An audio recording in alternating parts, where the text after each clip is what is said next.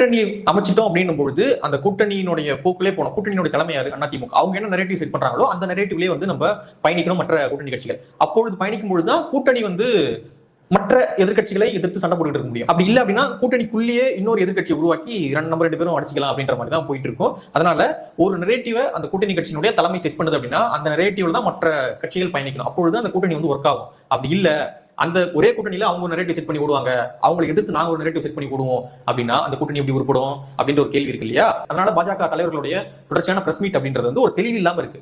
நயனா நாகேந்திரன் அவர்களுமே வந்து தெளிவா சொல்லிடணும், இல்ல இபிஎஸ் தான் முதல்வர், கேபினெட்ல நாங்க பங்கேற்க போவதில்லை அப்படின்றத தெளிவுபடுத்திட்டாங்க அப்படின்னா இவ்வளவு குழப்பங்கள் கிடையாது. கூட்டணி தான் ஆட்சி அமைக்கும், கூட்டணி தான் ஆட்சி அமைக்கும் அப்படின்னும் பொழுது ஒரு குழப்பமான ஒரு சூழலானது ஏற்படுது.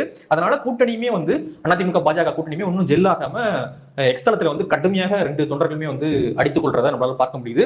ஆர்பி உதயகுமார் அவர்கள், முன்னாள் அமைச்சர் அவர்கள் தலையிட்டு இல்லங்க கூட்டணி ஆட்சி கிடையாது அப்படின்னு தெளிவுபடுத்த வேண்டிய ஒரு சூழலானது இப்படி ஏற்பட்டிருக்கு.